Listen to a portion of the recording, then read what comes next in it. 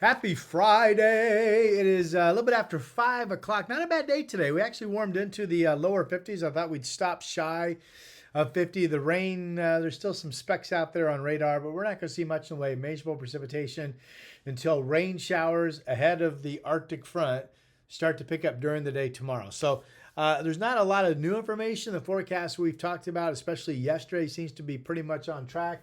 Leading edge of this cold Arctic air mass coming into our area at about 6 p.m. straight up tomorrow. Yesterday, I showed you this future cast, again, courtesy of KGW TV. And it showed at 7 p.m. in blue what would not be just a band of heavy snow. Don't think that. That's not what this is. This is showing light snow to scattered snow showers moving across the metro. And this timing, again, hasn't changed. It's all rain up through at least 5 o'clock tomorrow. And not a ton. I mean, we'll get more moisture tomorrow than we did today, but at most, total moisture is going to be 2/10 of an inch of rain. So there will be some dry time tomorrow. Scattered showers pick up. Front comes in around 6. After the front, snow levels quickly drop down. And by 7, we'll start to look for anything in Portland to be snowflakes in the air. And then this, in the coming hours through 9 o'clock or whatever, slowly drops down through the Salem area. So that has not changed. The National Weather Service, nice. We have a good crew here, by the way. We're very fortunate. And they put out this graphic. So I thought this was interesting because it sums up the lack of moisture, a system that's coming straight down from the north over land that's not really getting Pacific moisture fed into it. So what this graphic talks about, and this is tomorrow into tomorrow evening, it shows measurable rainfall in Vancouver expected to be, or measurable precipitation, I should say, expected to be basically nothing to as much as 2/10 of an inch, which I just said that, right? We could get up to 2/10 of an inch, but probably going to average less than that. Astoria not expecting to get anything. McMinnville, maybe nothing to as much as 3/10 of an inch of total precipitation. That would include any snow being melted, okay? Corvallis, nothing to 1/10 of an inch. Hood River out in the gorge, 2/10 of an inch they're expecting to get out there. That would be a dusting of some snow on the ground, probably. And then Santiam Pass, now we're getting into it. We're up into the Cascades. They're forecasting 4 inches with as much as 7. So I thought that does a good job of, hey, we don't get hardly anything till we get just a little bit of total liquid precipitation.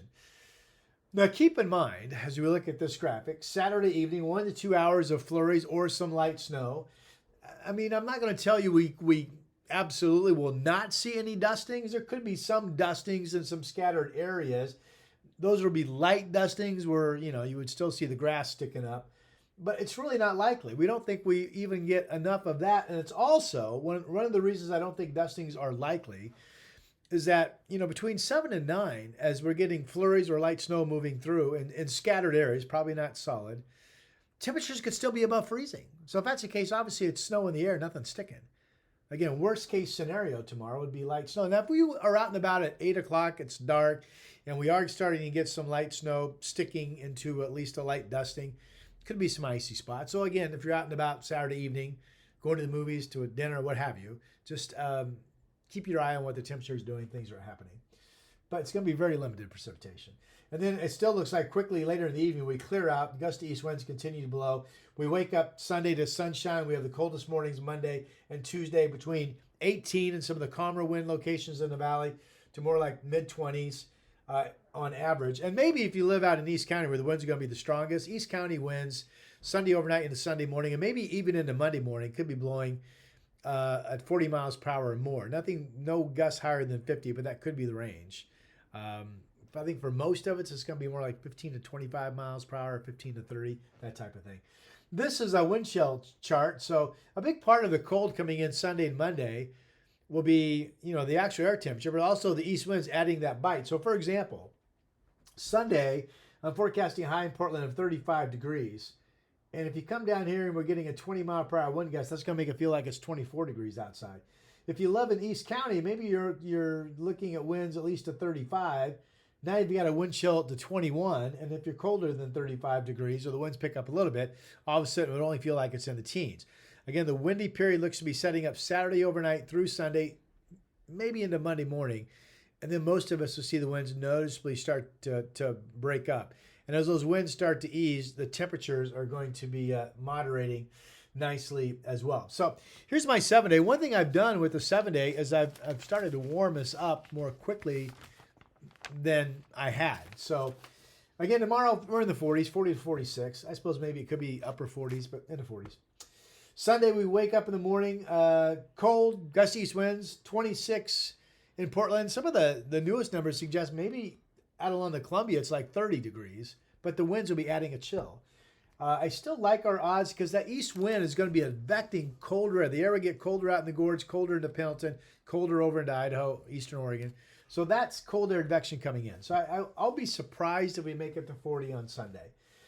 Now, Monday, after a gusty, windy morning, temperatures potentially are at their coldest point Monday morning, maybe down to 22 in Portland, and maybe upper teens in some calm wind spots. Again, there are starting to be some indications, mainly because of the winds, that if you're in East County, it would be more like about 26.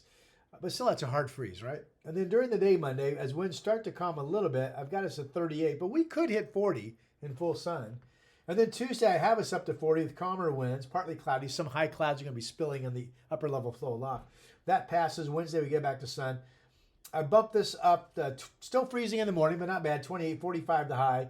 And then Thursday, a dry start, and then rain develops, so temperatures warming into the 40s, and then rain showers on Friday. So, for example, we have the really cold weather on Sunday with snow levels down to sea level easily. But then Monday, we're not going to have precipitation, but I'm trying to define the air mass for you. So by Monday, the batch of air actually shows a natural snow level getting all the way up to 4,000 feet.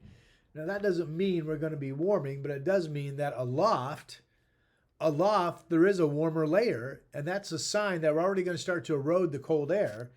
So we could pull out of this much quicker, even than these numbers indicate. And if you don't like cold weather, I suppose you would call that good news, right?